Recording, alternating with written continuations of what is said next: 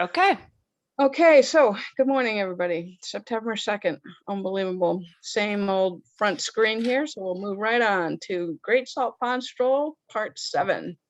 Hippocampus, which is known as Bean Point to Andy's Way, and our old friend, the Stonewall Map. And this is the section we're doing. Hippocampus is Bean Point. It's the modern name for Hippocampus is the old name for Bean Point, and then we're ending at Andy's Way. And here's an up close of the Stonewall Map. And what's really cool about this is that it shows what I'm going to refer to quite a bit as the old breach. So before there was a channel, which we talked about last time, there was a couple century long effort at keeping a passageway open to the ocean in an area that's called the old breach. And here in the map, you can see it's quite well defined. And then this other parts of the old map show a lot more sand and marshy area than we do today. So now we'll switch to our current Google Earth map, which is a great sort of overland overview. I guess you would say a bird's eye view of where we're going to go today. We're going to make landing here at the tip of Hippocampus. And I will put in my little pointers. So Hippocampus, and originally you'll see, refers to the building that was built there in the 30s. Then here's the old breach. It doesn't go through anymore. This is the area known as Skipper's Island, and at high tide, there's water all the way around this. At low tide, there's pools of water, but it's not technically an island. But at high tide, it is an island. This is what I refer to as the stream. Again, this is where the waters from the back parts, the back sort of marshland, empties out through, quote, the stream. And then we'll be ending up back here at Andy's Way. So with that, here we are back.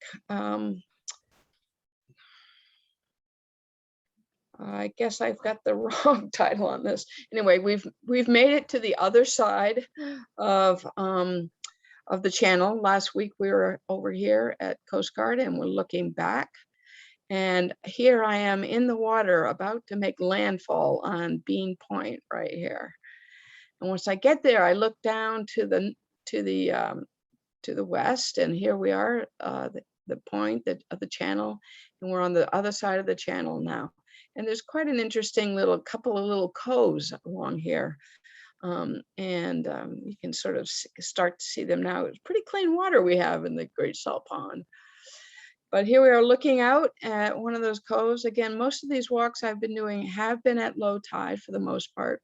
And if you look just a little bit beyond, you'll see in that mass of seaweed, much to my surprise, were these black ducks. Oops. Wow, things are not working quite right. On the tip of Bean Point, there is a little vegetation that's not normal on the coastal part that we've been doing. This is a plant called Virgin's Bower. It's a clematis, and it's just started blooming this last week in many places around the island. It's really quite a beautiful little flower right there. And so there's some real vascular plants on Hippocampus or Bean Point.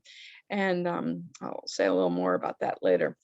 We find some really interesting stuff in the waters off of this little peninsula. This is one of our Globe interns a couple of years ago, Kelvin, and when they were doing a seine, they picked up this wonderful channeled whelk, pretty good size.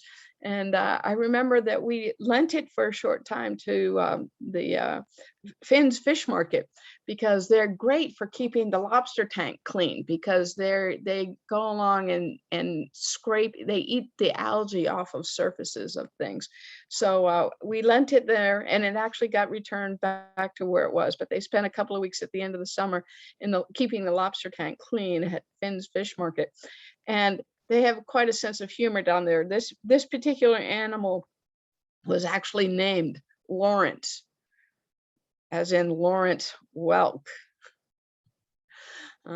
Other cool things that you can find in the waters off of here, also in one of our seine dredges, was this Broadclaw hermit crab, and it's huge, giant claws. And when he pulls those claws into the shell, a hermit crab is the shell is not their own. They adopt it. So this one is adopting a moon snail. And when it's all the way in there, its two claws, its little mitten claws, sort of fold over on itself and seal the door shut. That's one of the reasons they have such big, broad claws. So we'll see that there's another species a little bit later, but it's a really fascinating hermit crab in those waters. This is much larger than the one you would find when you're wading around Andy's Way. So off we go on our walk. We're going to leave the channel and head back towards Andy's Way. And again, I'm always looking at the patterning and the landscape and beautiful rocks. The lower rocks these are all exposed, of course, at high tide, so you can really tell where the tide line. These are this is the pickleweed that needs to be not submerged. It can take salt water exposure, but it can't be submerged, but not too far. Right here you have some seaweed, and of course the black algae on these rocks all indicate that the high tide is about up to this point. So we're going along the edge of Hippocampus, and this is a real little island. It's a little, it's what we call geologically a drumlin. So it's a sort of an oval shaped hummock of land, and it's solid land. It's not sand, it's glacial deposit. A drumlin is material that's dropped out at the greatest reach of the glacier about 20,000 years ago. So this actual material of clay and rocks and glacial till fell out in these round hills. Indian Head Neck is a drumlin.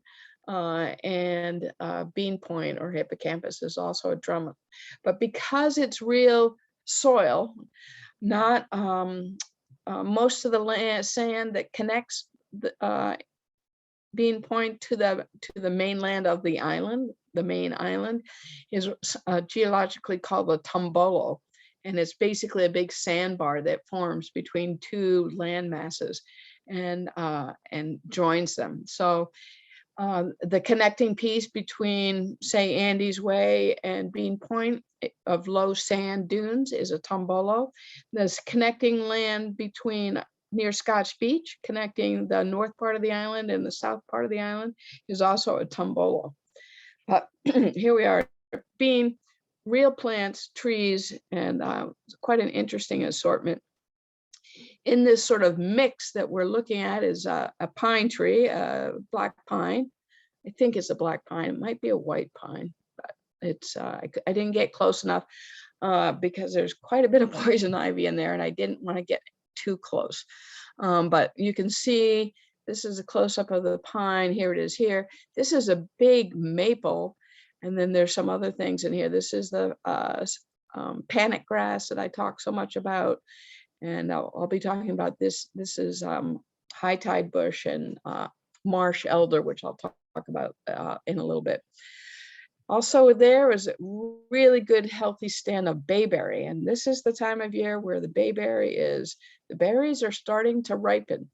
And if you didn't know before or haven't heard me say before, bayberries are a really wonderful plant. It is a dioecious plant, however. That means there are male and female plants, and only the female plants have the bayberries on them. But they are getting quite big and waxy now. They start off the season bright green, and now they're getting their wax and they're turning this beautiful sort of traditional blue-gray color. So love the smell of bayberry, and it's coming on strong right now. And I guess if we haven't too many more power outages, we're going to have to learn how to make bayberry candles again. Fortunately, Block Island has been very lucky with that this year. So another plant up there, just tucked in. Everything is sort of tucked in around itself. Everybody's happily going along. Of course, you see right to the side some nice poison ivy right here. And poison ivy does turn a beautiful red. It's part of our autumn color on Block Island, but better to look at than to touch, of course. And then this other plant is called Sweet Everlasting, and there are several everlastings. This one, because of the leaves and the structure, I can tell that it's Sweet Everlasting, as opposed to Pearly Everlasting, and a very similar plant that's known as, in the same family, that's known as Pussy Toes, which you can definitely see why that would be. Very soft little, very soft, fuzzy little blossoms. So if we were to go, if you go up into past the woods and the undergrowth, you can come to the one building that's up there on Beane Point or Hippocampus, and it is this building. It was originally built for a sea camp that was called Hippocampus. It was, of course, the property is now owned by the U.S. Fish and Wildlife Service. And this was originally the kitchen. The campers all lived in tents, but the cookhouse and the kitchen dining area, this was built for that. And if anybody knows or remembers Bill Murray, who died many years ago, but he was the cook and the sort of the main helper back in the mid 1930s, late 1930s, who used to go out and cook and haul all the groceries out there, was the key support staff for Hippocampus, the sailing camp. And here's some residual information left. These little booklets about the camp, and if you were to look at this closely, you would see it shows some very historic pictures. The fee structure for spending a week, sending your boys, only boys, to this camp. And these are the tents. You can see these are the sort of platform tents that they used to sleep in. So that's where most of the old islanders still call this Hippocampus, or at least know what you're talking about when you say you're going to Hippocampus. Hippocampus is named that because Hippocampus is the genus name for the seahorse species. The picture I just popped up there is Hippocampus erectus. That is the lined seahorse. And it's thought that there's a lot of eelgrass beds around Beane Point, and that is where seahorses like to be. They use that prehensile tail that's curling around the finger there. They can curl that tail around a strand of eelgrass, and then they can feed. It's really an amazing critter. Now that particular photo is an older one, but here's one from last week. That's amazing little critter. This is, again, the lined seahorse. And we've had some wonderful, our Deandra Verbest, the Great Salt Pond scientist, has had some great days of seining in the Great Salt Pond this past week. Lots of interesting things showing up. The seahorses to be expected, but some of the other things are a little bit more unexpected, and they've come up in the warm summer waters. The Gulf Coast, the Gulf Stream is very close to us, and of course we had Henri shifting things our way. So I think we'll have more of that in a different venue, but lots of cool stuff around. But isn't that a beautiful creature? That is a live animal. So we turn our attention and we're going to head back down. We're leaving Hippocampus, Beane Point, to the travel over the Tombolo and the sand. And it's just a beautiful stretch of land. I'll say now that if you were going to take one of the 7 walks going around the Great Salt Pond, the stretch between Andy's Way and Beane Point or Hippocampus is probably the one to take. It is stunning. It's stunning at all times of the year. Now it's beautiful. It's beautiful at high tide, at low tide, in the winter, early summer. And there's no way my photos can do it justice. You just can't get the camera can't see everything that your eye is seeing. And because everything is so low, it's hard to get enough elevation to really get the depth of the landscape that's happening. So if there's a walk to take, it would be this one. But if you do go, you will start to see certain areas off to the left here. This is the edge of Beane Point, Hippocampus, the drumlin, and there's this waterway that's, goes way back up here in high tide, fills the marshlands, and then at low tide it drains out. So there's several of these. This is probably the second biggest one of these little sluiceways, the biggest being the old breach, which we'll get to shortly. This is right near Beane Point, and there's always lots of interesting things in there. And this particular day in the water, there were these little guys, not periwinkles, but actually these are both hermit crabs. You can see the little eyes right here and the little claws right there. And these this is the long clawed hermit crab.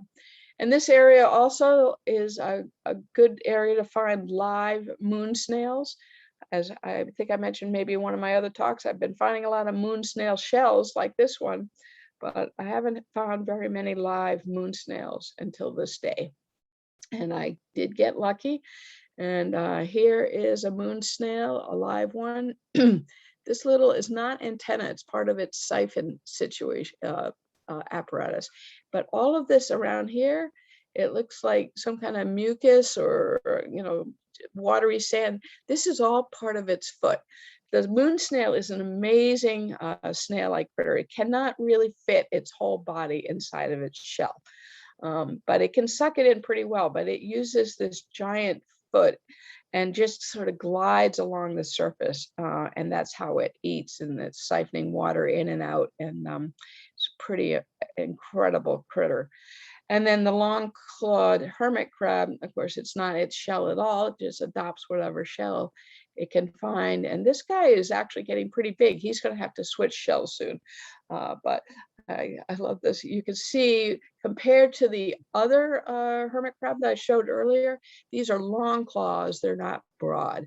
So he does not have the ability to shut off his home, as it were, with his big claws. So he has other mechanisms, but they have these antennas and these great eyes on stalks, and the critters are just amazing out there.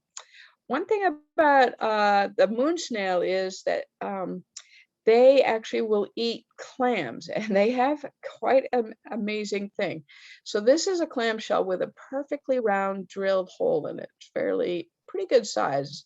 There's another snail called the oyster drill, which is a very smaller than a periwinkle and thinner, that will also drill holes in clams. But this is a big clamshell, and this is a big hole, and this hole was drilled by a moon snail. So if you ever find a clamshell with a hole in it, just like that, just at the hinge, that is the result of a moon snail drilling into it with it's not exactly a tongue, it's called a radula. It's an abrasive kind of awl or auger. If you've ever had a screw starter, to start screws in your toolbox, it's kind of like that. And what it will do, the moon snail will make that hole, and then it will take its stomach out of its shell and put the stomach in the clam. So it externally puts its stomach in the clam and digests the clam in the shell. And then when it's done digesting the clam, it just pulls its stomach back into itself and goes along its merry way with its radula looking for another clamshell. So if you ever find one of these little drill holes, that's the story of how it happened to be there. In this very same area of this sort of little sluiceway, there's little sandy points, and maybe your eye will quickly pick out this beautiful little sandpiper. And it's very hidden, it's very well camouflaged for its habitat. Here it is over here. I spent quite a long time trying to get good photos of this bird so that I could identify it, and I still am left questioning. I'm not super good with the sandpipers. I'm pretty sure it's at least sandpiper, but it seemed a little too dark and a little too rusty and a little too much white on its face to be a least sandpiper. But it does have yellowish greenish legs, and there are very few of the sandpipers that that have that. It could have been well, the other thing I thought it might be would be a pectoral sandpiper, but they don't have yellowish legs, so I'm pretty sure it's a least. But as I am often say, isn't it beautiful? Even if I don't know exactly which species it is. And try to take a mental image of what the face looks like, sort of whitish with this like little browny ear, because I have another bird coming up later that I know is a least sandpiper, and it doesn't look quite like this.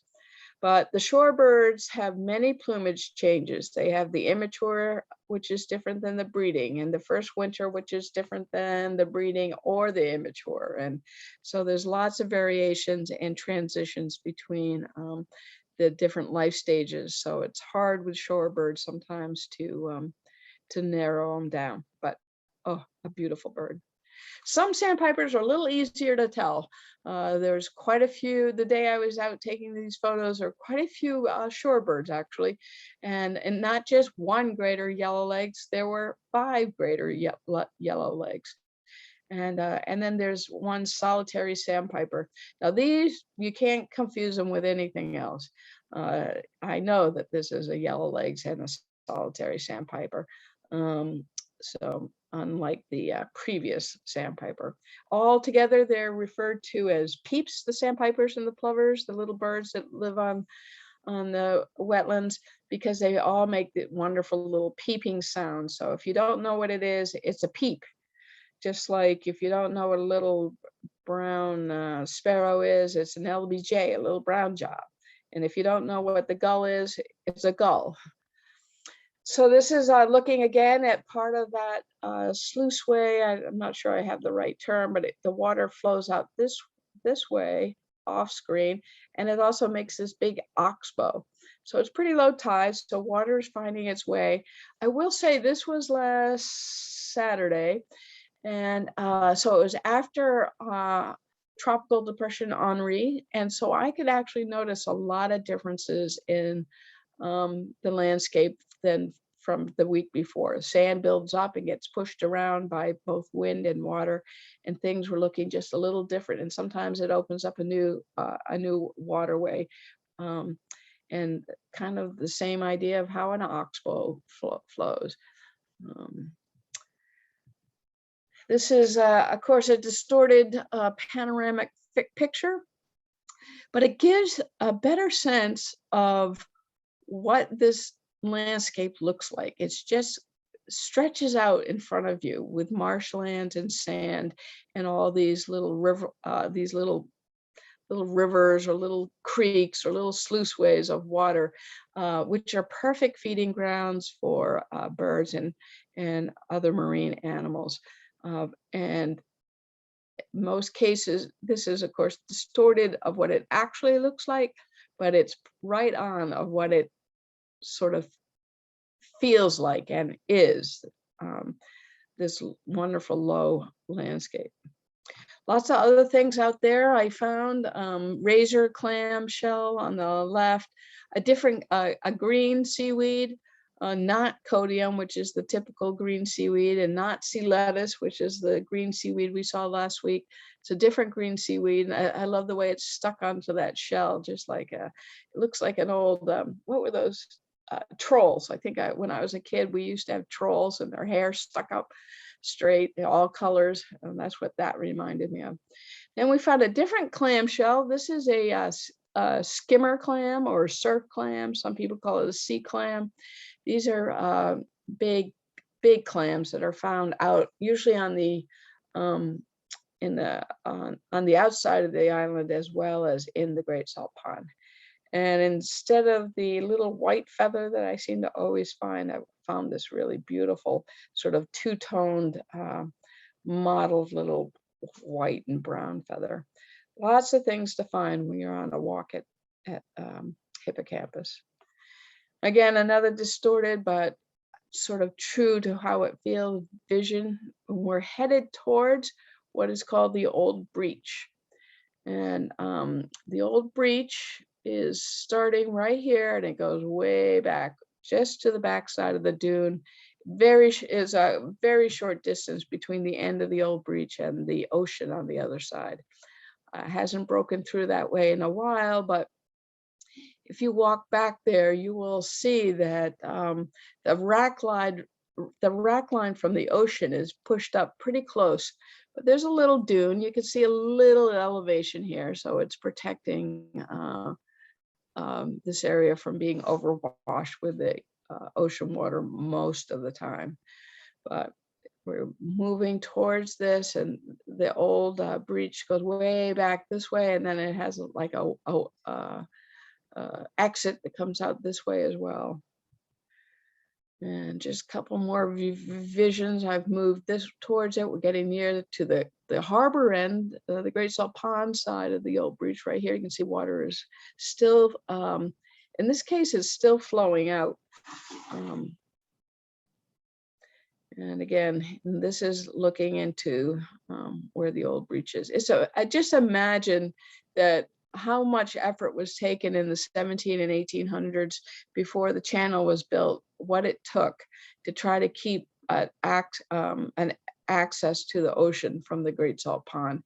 And to the extent that there is still the remainder of this channel, although you wouldn't really call it a channel for navigation, it's clearly a well-established channel way for water, just as residual from the being the Old Breach. One thing I noticed as I went along, we've kind of crossed over, we're on to the next part of the flats, is that a lot of new sand had been moved in, and I'm sure this was from Henri, because you can tell it's sort of built up, and the way it's sort of buried the beach grass, the Spartina in here. And here's another photo. You can see this would before the storm, you wouldn't have like 3 or 4 inch pieces of Spartina. It would be the whole height, which is going to be closer to 18 inches. You can see the sand has just been pushed by wind and wave right over and started sort of filling in and causing a new dune right in the middle, right on the flats. So it's always changing out there. It's a very dynamic ecosystem. And again, another view of it, you can see how over time that the slope of the land gets very regular. But when you get a big storm, it pushes it up into these, think of a snowdrift. It's a sand drift. It's the same factors are causing these. The wind is blowing this very lightweight material, and it catches on something, in this case, the Spartina, and it starts building up in there and establishes a new dune. Now, of course, you couldn't do a walk with me without seeing a few birds, and there were many birds to be seen. The photos are a little difficult because they're pretty far away, but not so far that you can't tell what you're seeing. And in this case, in the background, we have several ruddy turnstones. In the foreground, we have black-bellied plovers. And we have a lot of black-bellied plovers around. They're the larger of the plovers. And these all have pretty good black bellies. Sometimes they don't. In the immature and the winter plumage, they do not have black bellies. This is a good one that's still very black from breeding season. Some of these others are starting to become more mottled, so that by the time they get to their wintering grounds, and some of these will stick around here for the winter, they're all gray at that point. But so they're in transition. It is a month of transition. Another group of birds that were out there were these sanderling, and they're very industrious little bird. They're oh, sorry about that. I won't be able to stop that phone, but it'll stop in 4 times. The sanderling are scootering around. They're always in a group. Very rarely do you see just one sanderling. but they work together, and they're poke, poke, poke, very industrious. They have a very distinctive form. Here they are again. They tend to sort of often face the same way. They're moving in the same direction. I don't know if there's any advantage to working that way, but they do. And every once in a while they stop and kind of take a little break.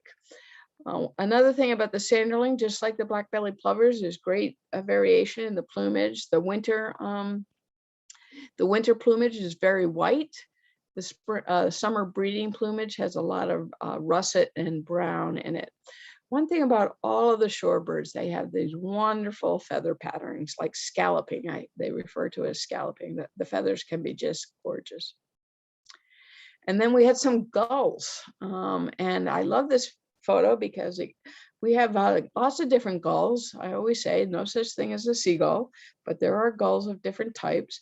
Herring gull, which is the bird on our left, is very, there's a lot of herring gulls and great blackback gulls on Black Island. Those are the larger gulls, but then there are lots of smaller gulls. And in this case, so this is a great way to compare them. You don't always have that opportunity. And the other two gulls behind it are laughing gulls. And the one on the left with just sort of like a little beret of color, not a full hood, is a winter plumage. And this is the summer breeding plumage with the whole black hood. So there were laughing gulls and herring gulls, but most of the birds were like this. Couldn't hardly tell what they were because they were flying away every time I got my beady little eyes on them. So I go onward, and by now I've left the, coming from the channel, I've left Hippocampus behind, as well as the old breach, and start moving towards Skipper's Island. And this is the edge of Skipper's Island right here. The water is going out here. It's still this little tussock is right here, and it will eventually be, this will all be mudflats. At the moment, it's still got quite a bit of water. I say quite a bit in that it covers a large area. It may only be 3 inches deep, very shallow, as many of you probably know. And although we're not there yet, this is where we're headed, over here to Andy's Way, marked by this necklace of colorful kayaks. So here we've come, and I've sort of stopped and turned around, and I'm now on the edge of Skipper's Island, and I'm looking back at Hippocampus, and if I had enough elevation, I would be able to see the old breach. But there's lots of these sort of in and out sand bars and dunes and waterways. And at really low tide, when you're bird watching, all of this area that's wet is dry, not dry, but it's mud flats. There's no water on top of it. It makes it a really terrific place to do bird watching. The particular time that I was here for this photo, I wasn't out there for bird watching. I was out there for photo taking. So I was glad to have a little texture of the waterway.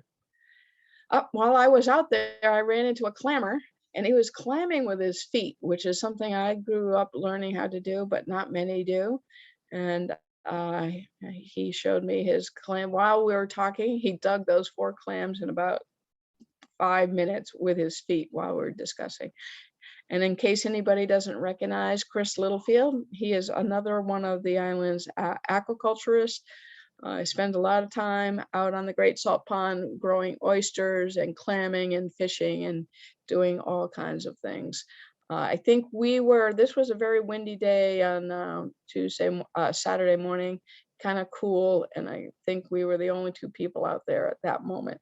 So it was kind of fun to stop and have a little Black Island conversation right there in the water, both of us standing in the water, talking clams. So now I've actually proceeded, the best way to get a picture of Skipper's Island is to go past it and come closer to where I am, where the stream is, and look back. So this is Skipper's Island. I've just come around this edge, And at high tide, the water goes around this edge, and you can see it's coming this way. These are both photos of Skipper's Island. And like hippocampus, it is also actual soil, not just accreted or accrued sand. So it supports vascular vegetation, in other words, trees and shrubs and flowering plants. Now, one thing that we're all about, if you're on Block Island, we're going to start seeing blooming at the edge of all our saltwater wetlands, whether it's Andy's Way or Hippocampus or Innisfail, the end of the lane, Mosquito Beach, Cormorant Cove. We're going to start seeing this, the backside of Scotch Beach, Crescent Beach. You see these two plants that look very much alike. They are the groundsel tree, which is the tree here, and another plant called Marsh Elder, which is also more of a shrub and less of a tree, but they grow together. They have a little bit of variation in their leaf structures. However, one of them, the leaves, when they grow on the stem, are opposite, meaning that one leaf is on the stem directly opposite to the other one. And in the other plant, the leaves are alternate, meaning that they are not matched up on the stem. They sort of like stair steps. So that's a good thing to know when you're looking at these two plants, because their vegetation and their flowers look very, very similar, except that in the groundsel plant, the leaves tend to be a little rounder and a little bit more wavy and pointed, whereas in the, oh, there's a better look of it. See, the leaves are sort of generally rounder and pointed in some way, although some of the leaves at the top are often not. They're more lance-like, but for the most part, the groundsel tree leaves are quite different than the marsh elder leaves, which tend to be more lance-like, a sharp oval. They're toothed, but they're not lobe-toothed like the other. But the flowers that they're going to produce are very similar. And so it's a good thing to know. Now here we're looking at the edge, part of the pathway that goes around Skipper's Island. And I show this for one, to show that it actually is sort of peaty, clayey, actual soil, not sand, that's supporting all this vegetation. And also to show this was the result of erosion during Henri. You can see how it's been undercut here, and a lot of the sand that was here, causing a more regular sand slope like this, got into some of these crevices and actually carved out material. So again, a constant change in the in this ecosystem.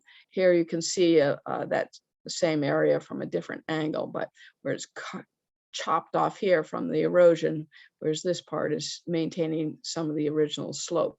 And I say original, meaning the day before Henri. As we go along the path, for this photo, we're going back towards Hippocampus. Just wanted to, this is the pathway, it goes right along. You can walk in the water just as easily, but you can also go along the edge.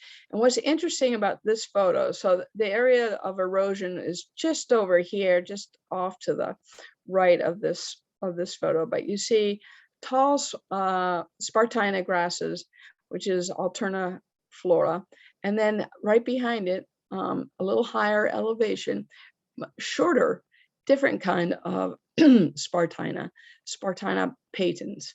And very similar, same genus of plants, same saltwater, marine loving, substrate holding plant. So these very important plants in the salt marsh system for holding the land in place. But it was a nice example to have the shorter one right behind the taller one, exactly as it's supposed to be. And here's the tall Spartina alterniflora and the patons behind it, which is also tends to be more supple and more likely to lay down in a wind or a big wave action, which surely it had, because this is the rack line. This is usually a sandy path, or at least it was before Henri. Now that sandy path is full of rack. In other words, all the stuff that was pushed up by the storm. And in this case, that's a lot of grass and sticks and horseshoe crab molts. And again, horseshoe crab molts are just the molted exoskeleton. It's a good sign. It means that the crab was growing well enough. The horseshoe crab was growing well enough that it needed to molt that outer carapace so that it could get a bigger one and have room to grow for more. So whenever you see that, it's a good thing, not a bad thing. So so that little walkway just took us around that edge right here. This is Skipper's Island right here, looking at Hippocampus in the distance. And this is where the stream, quote unquote, stream is flowing out. Now this has shifted over the last 2 years with the sand moving into this back corner of the Great Salt Pond. It has flattened this whole area. So the stream is not so well contained. It's a much wider sort of broad stream flowing from the upland into the Great Salt Pond. So if I'm standing here, I look this way, I'm looking at where we've come into the Great Salt Pond, or I can look this way into what I call the back marsh.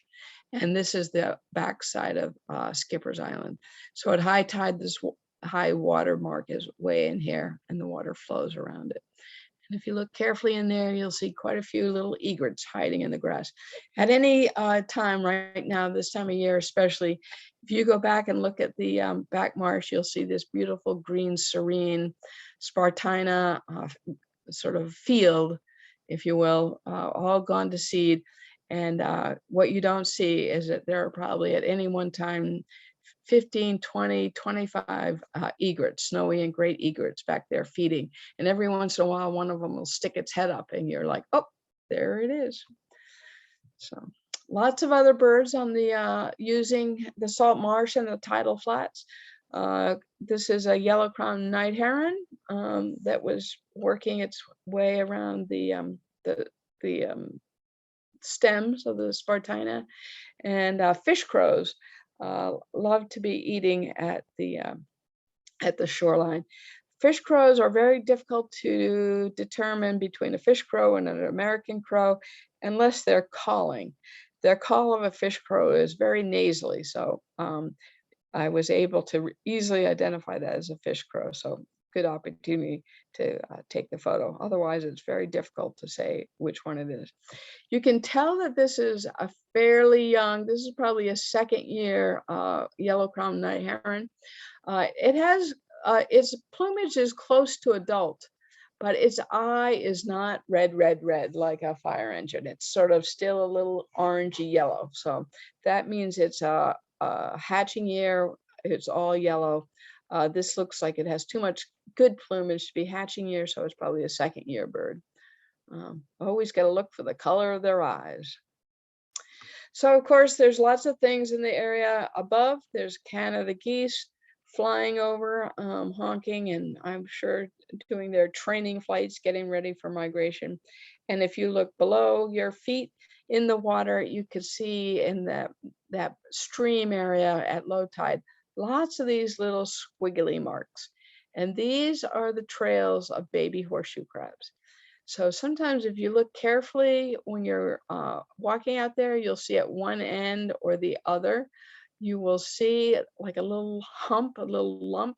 Sometimes it's actually moving, and that's where the baby horseshoe crab is. And in this case, that's where it was. I mention them because horseshoe crabs it's a very important area for horseshoe crab spawning and mating and laying eggs, but it's also very important for a nursery for many animals, including horseshoe crabs. I've been working with Project Limulus for a number of years, tagging horseshoe crabs, but also surveying the young of the year to see what age class they are, how big they are, how many in each age class, that kind of thing.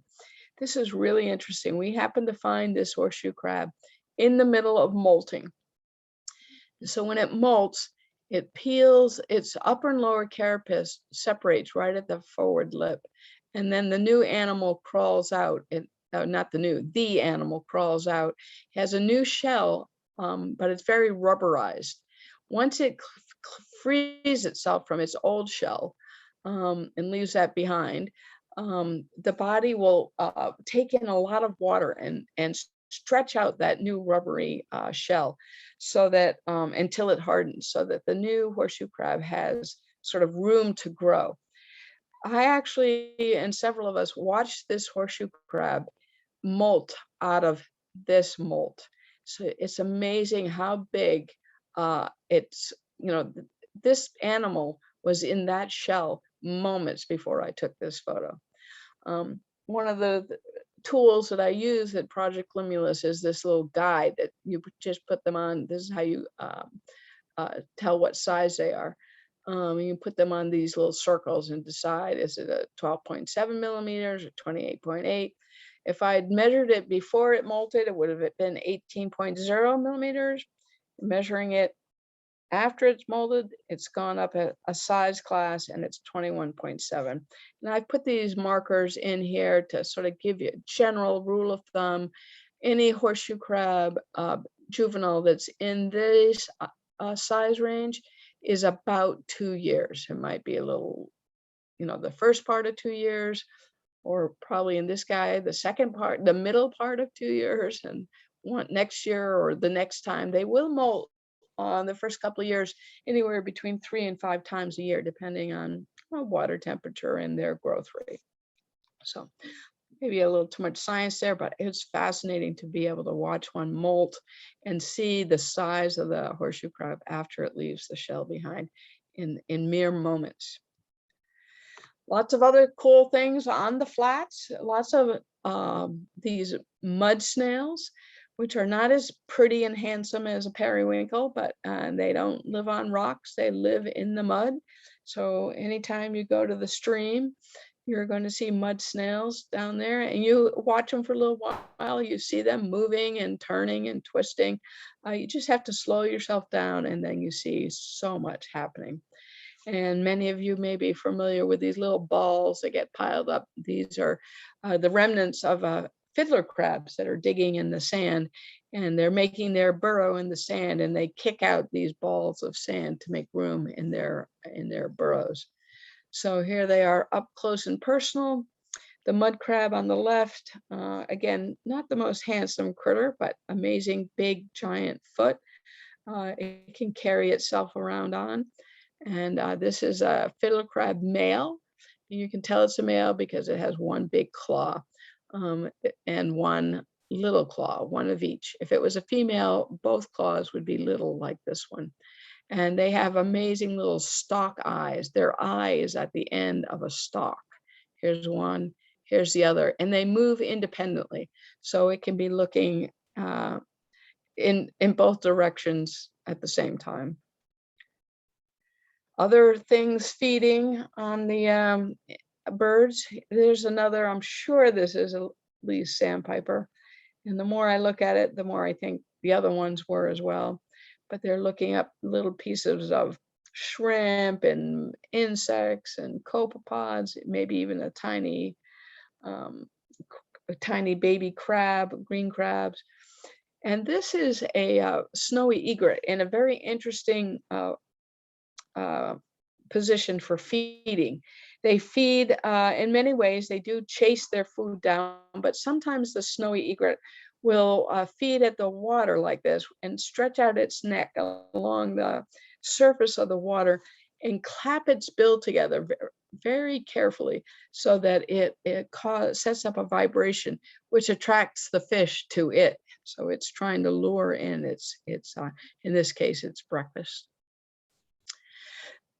These guys was amazing. This oyster catcher on the left is an adult, and it was in just a few minutes I watched it get 4 clams, and it would get a clam and carry it over to the edge, whereupon the young of the year would uh, would join him, and the adult would leave him would break it open and leave him the crab to eat.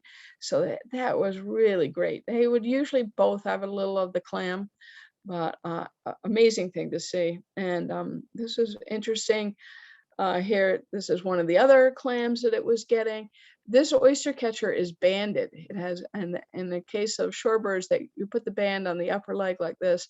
This bird was banded this year on Block Island by U.S. Fish and Wildlife Service, Maureen Durkin, who oversees the shorebird nestings, and Nigel Grinley and Kathy Joyce. And so this is 07. You can't see it that well, but it's well enough to tell that this is the bird that was banded this year. And this pair, I didn't include all of the probably 150 pictures of oyster catchers I have, but this individual and the other one, the adult pair, were with 2 successful hatchlings. So they have successfully fledged 2 oyster catchers out of the Old Breach area this year. And then there was another successful pair at the North Light.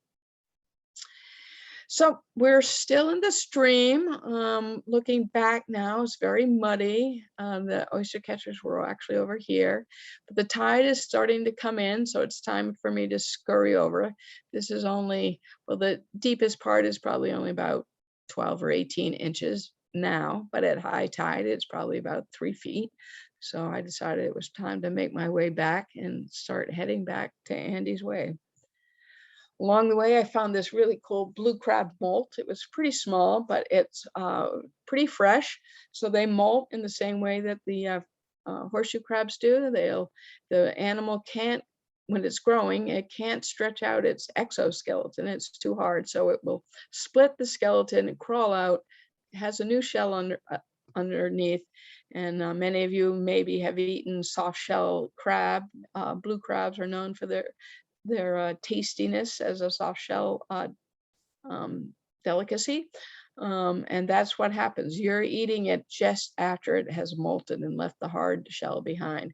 But this was a great opportunity to see the form of a blue crab. It's not, well, it's showing better down here. It has these very sharp points that go out to the side. It's the only crab that we have in these waters where the point of the carapace goes out so far on each side. And the other thing that blue crabs have are these paddled swimmerets. So its hind legs are very flat paddles. They're called swimmerets. And so they're very adept at sort of scuttling along the water and using those as paddles or oars. And again, very white underneath. Yesterday when I was there, I ran into a young kid who had a blue crab in the net. I really wanted to get a photo, but I couldn't get my hand in there. It's quite a ferocious little thing. I wanted to flip it over. You can only get a sense of the light blue color, but the claws can be really a beautiful sort of turquoisey blue, maybe even darker than turquoise. But it's a very vicious little crab with very sharp pinchers. But this one was alive and well at the moment. I asked the young boy who had this in his net, when I asked if I could take a photo, sure, fine. I asked him what he was going to do with it. And he said, eat it.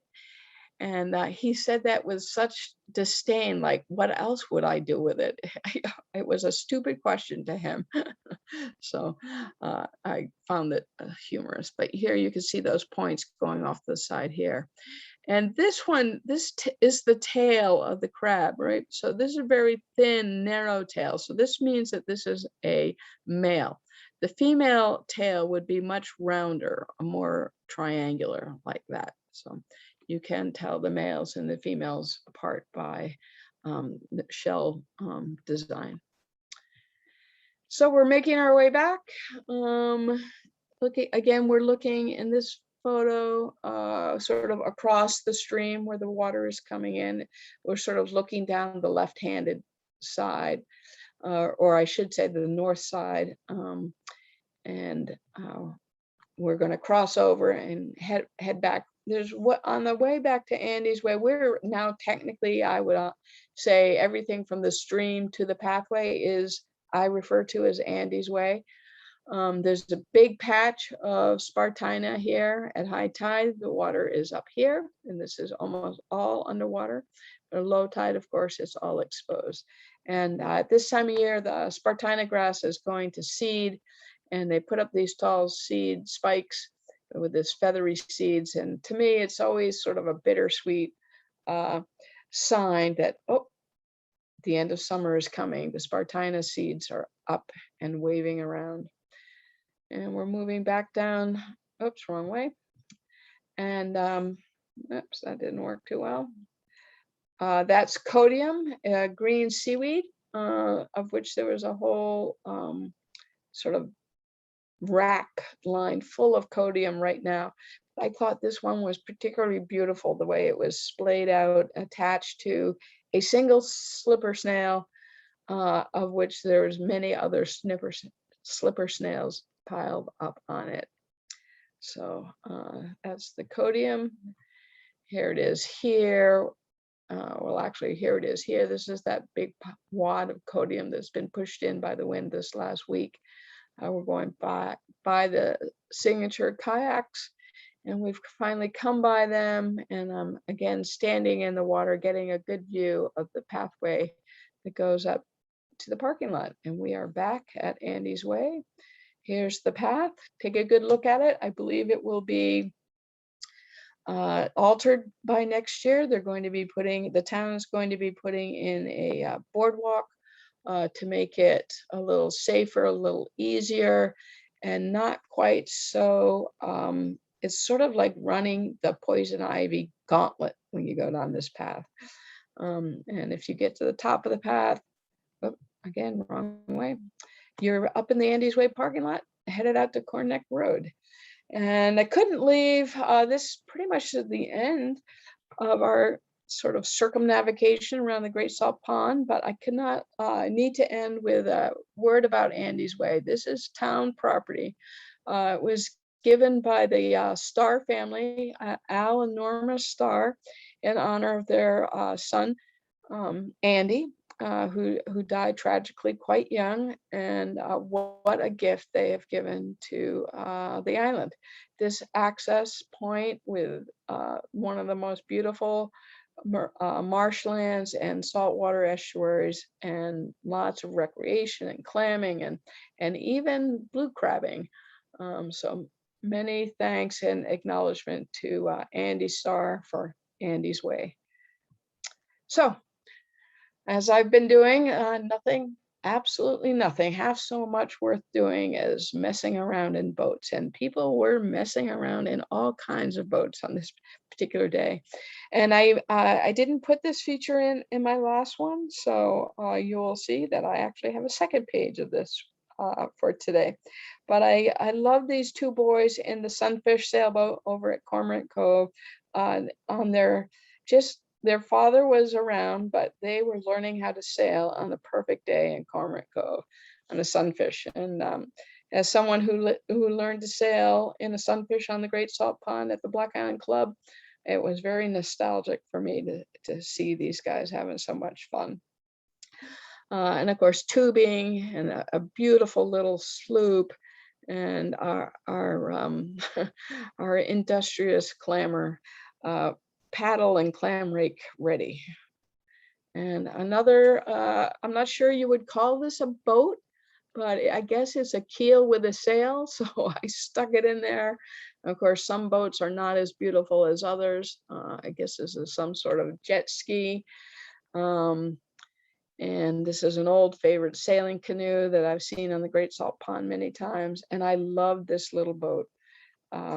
This is, well, I animated this particular page.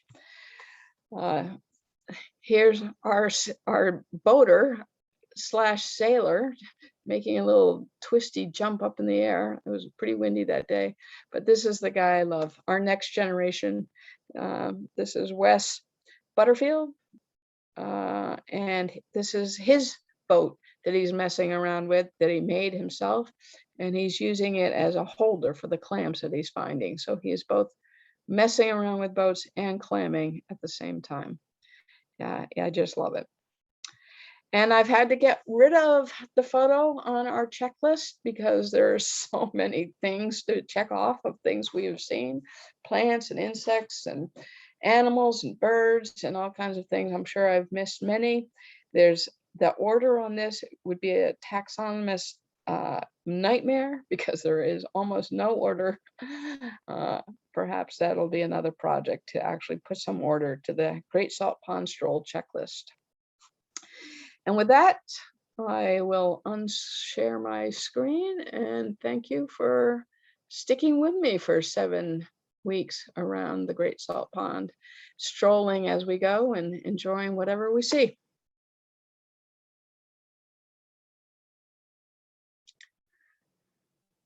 Oops. Awesome. Am I back? You're back. Oh, wait, did I mute you? No. I'm back. Oh, well, thanks, Kim. There's a couple things in the chat that I could, a couple questions. Okay. Hold on, let me get to it. Unfortunately, Judith had to go. She had some questions, but she had to hop off before the end. So maybe we can follow up with her. One is it typical? This is when you had the initial crab, when you had the whelk. I forget what kind of crab that was. Is it typical for one claw to be larger than the other? I know with for the broadclawed, hermit crab, yes, that's totally typical, and it's pretty interesting. I didn't include the video of that, but I have a video of that showing the animal sort of comes out and out to see what's going on, and then if it gets startled, it claps back in. And those claws fit perfectly and just seal the opening. It's just amazing. Oh, cool. So that is a typical, that is the way it's supposed to be. Okay. And also, Judith, before she left, said there is a wildlife marker at Andy's Way. Is there a particular reason for it? So yeah, if you go further out, there are several wildlife markers there. Most of them are farther out than what I would say Andy's Way. They're closer to where you get to the old breach. And they're markers for the U.S. Fish and Wildlife, alerting people that they are now gone from. All of this area is public. Some of it belongs to the town. Some of it belongs to the Black Island Conservancy. Some of it belongs to the Nature Conservancy. Some of it belongs to the U.S. Fish and Wildlife Service. And that's where the markers are. And the markers are really important. They there's a couple of markers just that you're there. There's a residual marker. I didn't put in the signs in this presentation. One says deer hunting in progress. Of course, that's only for the winter, because Fish and Wildlife actually owns Beane Point or Hippocampus, which is deer hunting is allowed. And one marker says it's an important nesting ground. Your dogs must be leashed. And a lot of informational about how to behave out there. I would say, and this would be my little soapbox, that Andy's Way and Beane Point to Beane Point is being loved to death. People, it's not that you shouldn't be there enjoying it, but I am feeling more and more like the back part of the marsh, where the back pools are, where there are not really any clams, probably should really be discouraging human use, because I see dogs back there. I see skimboarders, the jet skier, I mean, the paraglider or the sailing, gliding thing, whatever that thing was, they were zipping in and out of the old breach and the tributaries, if you will, to that. And of course, when they're doing that, the birds are not anywhere near to be seen. They need this area for feeding, for raising young, and to be harassed by people is bad enough. And then you add dogs and hang gliders. And this summer I saw 4 guys playing bocce on the on the stream. It's just amazing what I've seen out there this year. So we have to figure out how we humans can coexist and recreate in peace without displacing our other animals, our kin, so that they can feed and make their next step in their life. So anyway, I'll get off my soapbox for a moment. That's okay, Kim. It's good to hear. And there was another question, a couple things. Are there grass mussels? There are mud mussels. There's mud mussels. I don't know. Yeah. Okay. Yeah. That was Judith. Judith was asking about that. Yeah. So there are mud mussels, also known as ribbed mussels. Oh, and mud mussels are the rib mussels. Okay. Yeah, mud and ribbed mussels are two names. I'm not sure. They are out there, and I didn't know until fairly recently that people eat those. I'm strictly a blue mussel gal, but okay. If there's another kind of mussel, if she wasn't talking about that, I don't think there is another kind of mussel, so I'm not sure. But perhaps it's called that because they grow in the mud among the Spartina grasses. Okay. Okay. Yeah, and Lauren also, I always know as dead man's fingers, acodium. I never heard of, I was like, I never heard of codium, but I've heard of dead man's fingers. So. Dead man's fingers, yeah. Yeah. Or oyster thief. It's sometimes been called oyster thief because it attaches, we saw how it attached to the slipper shell. It would, I guess in the old days, it would attach to oysters on the oyster reefs, because we had so many more, and throughout New England, not here. Yeah. And they were so buoyant that a piece of codium could actually float a oyster away. So they called them oyster thieves. Yeah. And also, Lori, I have to also echo this. Lori says, thank you so much for the wealth of knowledge of Block Island. My hope is to remember 1% of what I've learned through this series. And me too, Lori. Thank you very much. I hope 1% of it is true. No, I'm kidding. Yeah. I do a lot of research. That was great. Yeah. So if anyone else has any questions or comments, now's a good time. Thank you. Yeah. Thanks. I can't get over that a moon snail can drill a hole through a shell like that. Like I just can't get over that. I like to see that. Well, it's nice if you get the shell, it's got a perfect little hole for your necklace. Yeah, that's amazing. Yeah, it's pretty amazing. Yeah. Nature is pretty amazing. Yeah, and I do have to say, I do echo your point that there's some places where nature just needs to be nature, that we could just, it's good for us to be able to enjoy it, but also there's certain areas just kind of let it be for nature. So I had an instance this year where I was leading a bird group and I looked up and a person on a fat tire bike was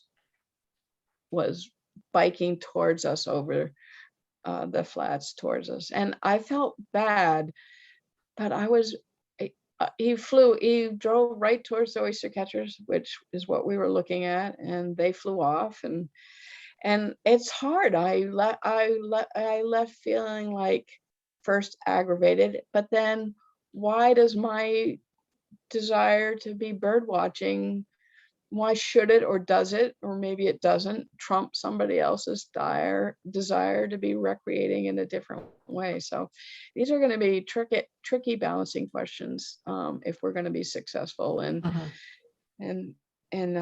keeping the Great Salt Pond and Andy's Way especially great.